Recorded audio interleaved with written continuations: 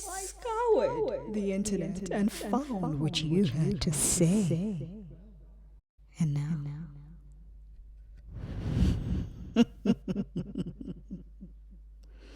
I shall expose you.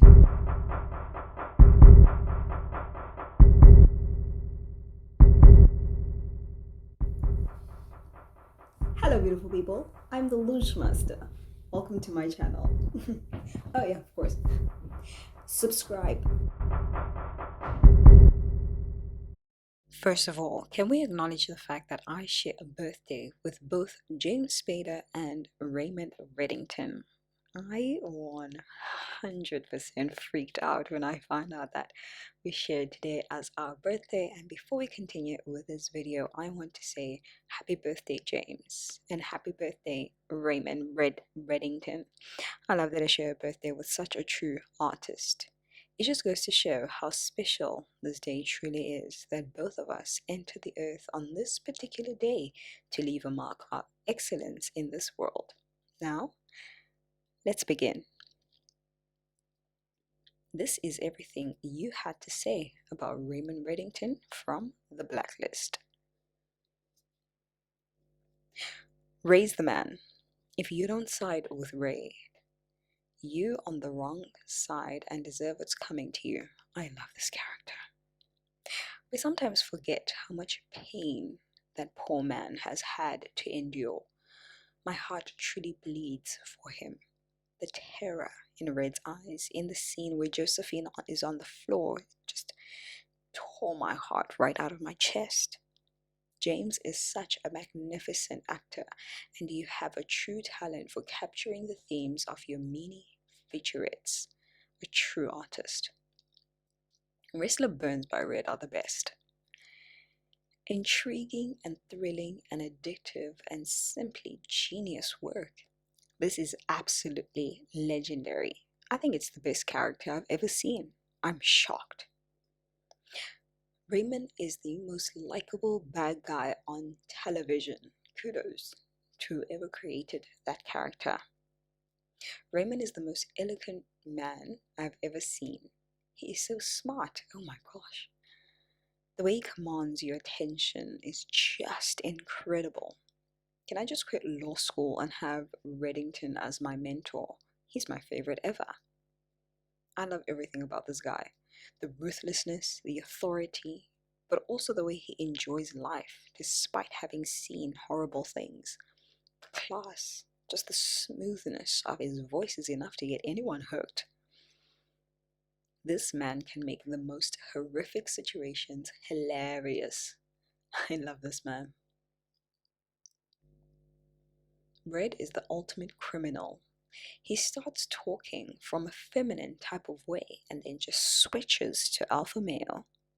Sometimes when I enter my house at night, I wonder if Red is sitting in my living room, waiting with one of his stories he tells right before pulling the trigger. Killing is his talent. He literally just blackmailed a senator to help his cause.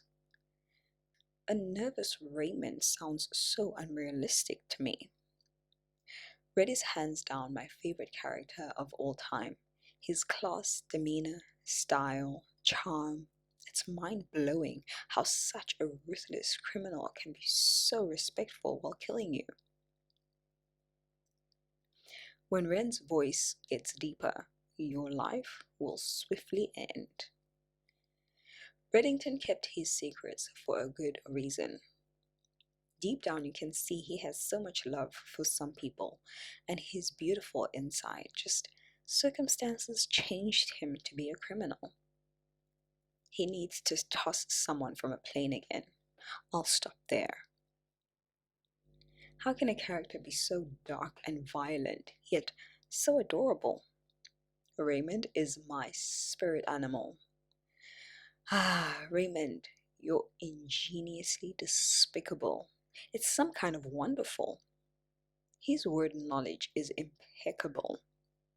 Red never lies to Elizabeth, and he told her everything about him is a lie. What's amazing is that every move he makes tends to be planned way in advance. Every endgame is usually preceded by a story that Red fits the incident at hand. When he starts telling his stories of experiences in his life, it parallels that specific moment. Oh, brilliant. Red has a degree as an attorney, FBI, Homeland Security, police officer, psychology, doctor, military. He has survival skills. He's a criminal, Navy. Can't think of anything else. Reddington makes the most absurd situations sound completely reasonable. Come for the sarcasm, stay for the sheer audaciousness. Seriously, Raymond Reddington's self-awareness, his intransigent sense of morality, and his joie de vivre in the face of unrelenting darkness makes him fascinating to his enemies, friends, and anyone lucky enough or cursed enough to find themselves in his presence. Raymond Reddington may be the hero the world needs. He is the blacklist. They can replace anyone and everyone, even Liz. But the moment Red stops, the show stops. I hope Raymond never gets old. I don't care which character dies, as long as it's not Red. I find it fascinating how the directors of The Blacklist made us love Raymond and support him in everything throughout the seasons, though he is a fugitive and a cold-blooded criminal. It makes you think that love has no rules or boundaries. He is always welcome to our houses. He is a legend. Even if there's only Red alone and he's just reading a book in the 10th season, I will watch him. I love him very much. As long as there's Red and Dembe, it'll be fine. I can't wait for the next season. Blacklist is James Spader, and any other character can be replaced. Well, maybe except for Dembe. Season 10 is going to be quite intriguing now. As long as I get to watch Red intellectually duke it out with the Blacklist, it'll be a terrific season ahead. I would love to see the last episode of the Blacklist being number 1, Raymond Reddington. You can't judge a book by its cover, but you can by its first few chapters, and certainly by its last. I had bullets, he had words. But when he was done talking for the first time, I truly understood which of those was more powerful. Make sure your passion isn't your sickness. I have no interest in cases that I have no interest in. You know the problem with drawing lines in the sand? With a breath of air, they disappear. Sins should be buried like the dead. Not that they may be forgotten, but we may remember them and find our way forward nonetheless. Most of my associates are under the impression that once I've granted them a favor, they're indebted to me for life. But it's a false assumption. They're indebted to me because I make them a lot of money. They're loyal to me because I've earned it. Time is the only thing that will allow you to find yourself again. I'm not a gumball machine, Lizzie. You don't just get to twist the handle whenever you want a treat. Leadership is more than showing strength. It's also about knowing when to show restraint. What is Raymond Reddington's health problem? Is Raymond Reddington Katerina Rostova? How could Katerina Rostova become Raymond Reddington and fool everyone around the world for over 30 years? If Reddington was dead, and that was what the cabal wanted, neither was or not what Katerina wanted. Neither Katerina killed him or not. Why would Katerina need to resurrect the dead man? Should Raymond Reddington be considered a conspiracy theorist? How much is Raymond Reddington worth? What is Raymond Reddington's true country? What is Raymond Reddington's choice of weapon? Was Red born a woman? I used to love this show. Eventually, the writers allowed us to lose empathy for every leading character, so why would we continue watching now? In the series The Blacklist, we all know that Raymond is the most wanted man in the world because he has formed a criminal empire, all with the hope of interacting with the unsuspecting FBI agent Elizabeth Keene, aka Masha Rostova. Keene, along with a team of ragtag misfits, forming the Reddington Task Force, where the FBI works in tandem with Raymond to track down and arrest various other criminals on the most wanted list, thus strengthening Raymond's empire. A slew of unfortunate events befalls every member of the cast at some point or another, however, none seemingly as devastating as the finale of season 9. It was at that moment in time, that singular event, of all my theories about the show's anti-protagonists in my mind are all confirmed. Are you ready for my theory? I hope you're sitting down for this. The Raymond Reddington we've seen for the last 9 years, played impeccably by James Spader, I might add, is in fact Katerina Rostova. The real Raymond Reddington was killed long before the events of the show begin to unfold. It completely makes sense. You have never seen Raymond having intercourse with anyone on the show. He's been in love, but never have you seen him in the throes of passion. Mr. Kaplan is another great example of proof that Raymond Red, like the color of his real hair, Reddington is in fact Rostova, with a lot of plastic surgery which he has access to the best on call. If anyone wants to debate this point, feel free to challenge me. I can surely make a believer out of you. So I'm watching this show again in anticipation of the next season. I did it for a bit, buy into the Raymond is Katarina hype, but I don't think he is. I believe he is Liz's actual biological father. We know that Liz shot her dad during the fire, and we assume he died then and there. But if you think back to the Cape May episode, we see that Reddington has burn scars across his back. His DNA matches Liz's.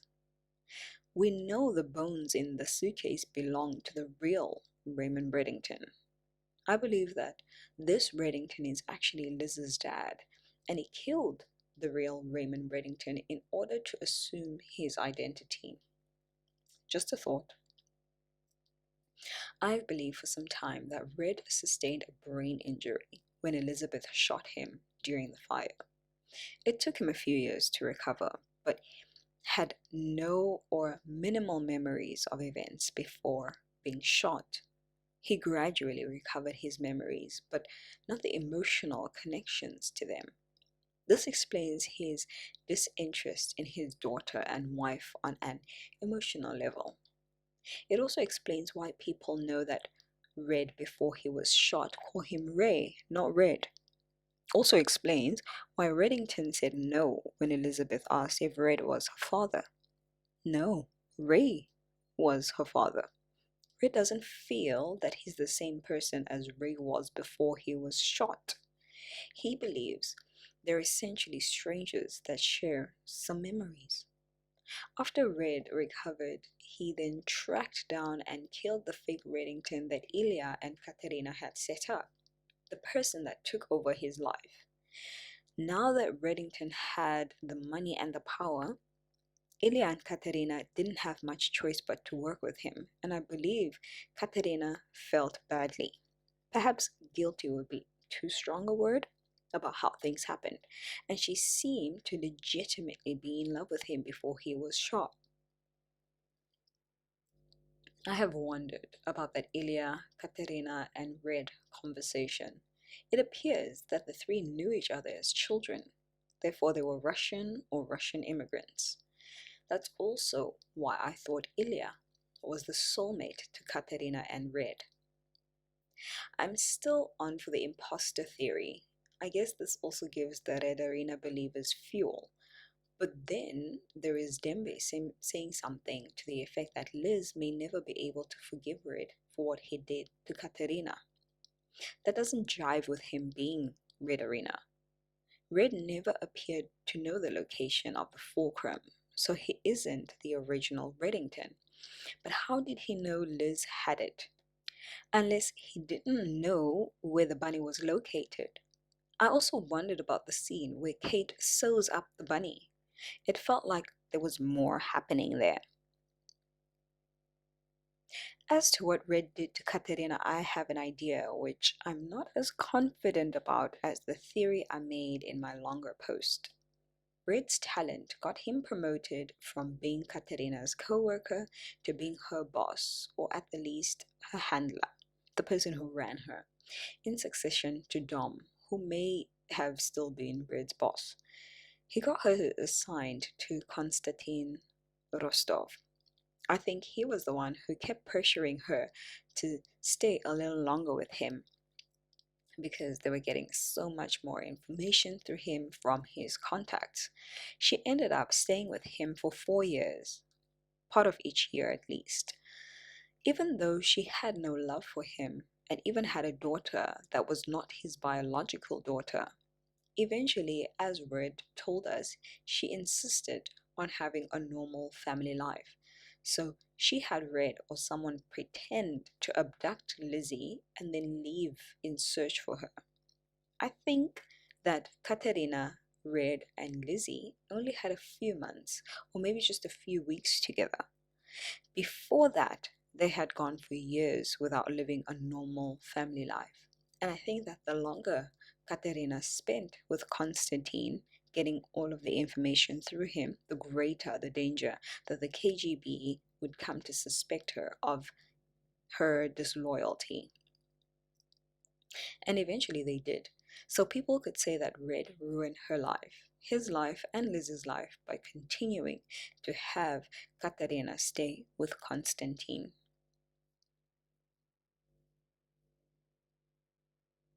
How complicated can it be?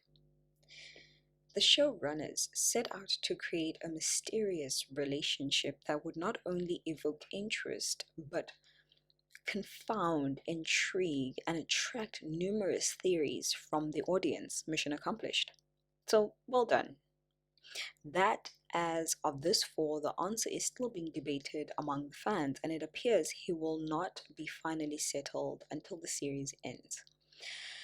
My personal conjecture: he is not related to Liz, but as a heartfelt connection to her that stems from some very catastrophic event involving the death of her parents that he feels personally responsible for, and thus felt that he must step in and make it up to her by becoming her lifetime protector and guardian.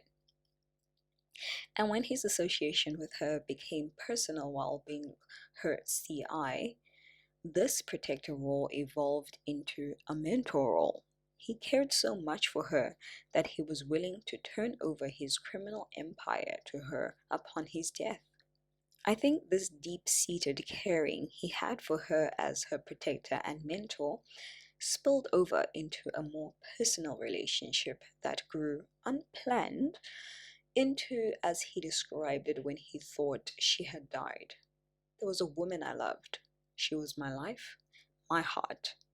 Whether she would have eventually reciprocated those feelings, we were left wondering, although she often did seek his embraces and told him on a couple of occasions that she did love him.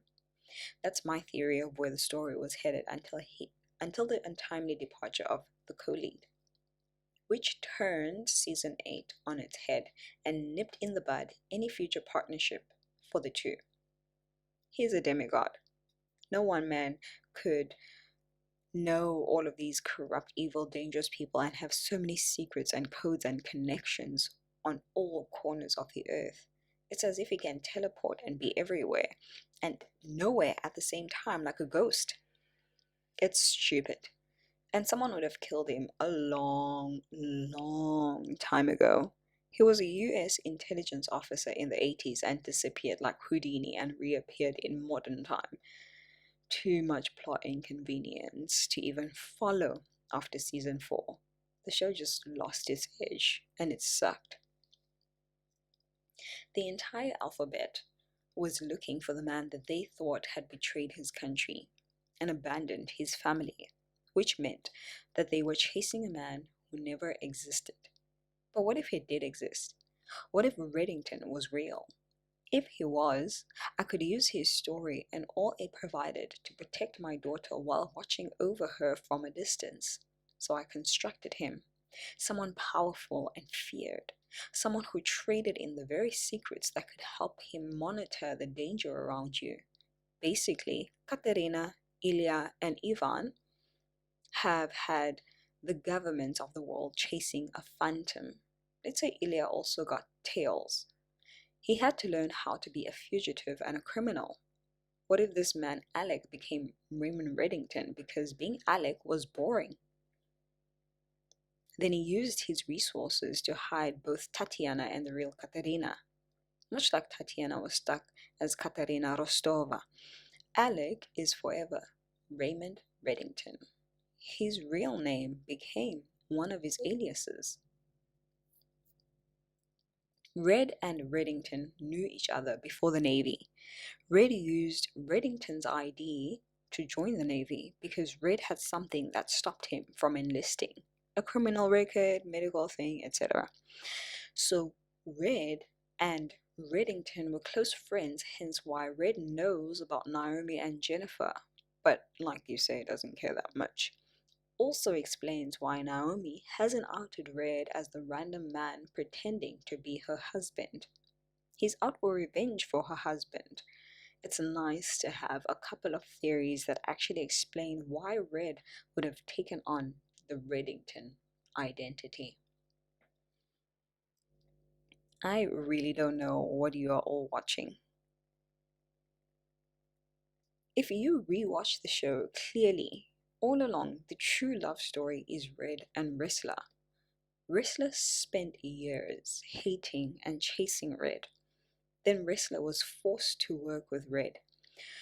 What developed unexpectedly and surprisingly in working with Red was that Wrestler developed a deep affection for Red, especially after Red performed a blood transfusion on him.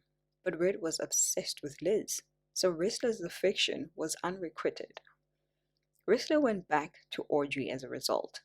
When Red saw that Audrey was killed, Red hunted down the man responsible and delivered his head to Wrestler. Wrestler was confused. Why did Red do that? Wrestler started having hope again. But there was one big obstacle: Red's obsession with Liz. So Wrestler hatched a plan to steal Red. Look at the real reason why Liz was killed. Liz was killed because Townsend started hunting Liz. Townsend was only starting to hunt Liz because of the blonde cat, or the Vicarina. The reason why Vicarina appeared, because Wrestler started asking questions about Katerina. Think about it. If Wrestler didn't start looking for Katerina, Vicarina and Townsend wouldn't appear. Liz would still be alive.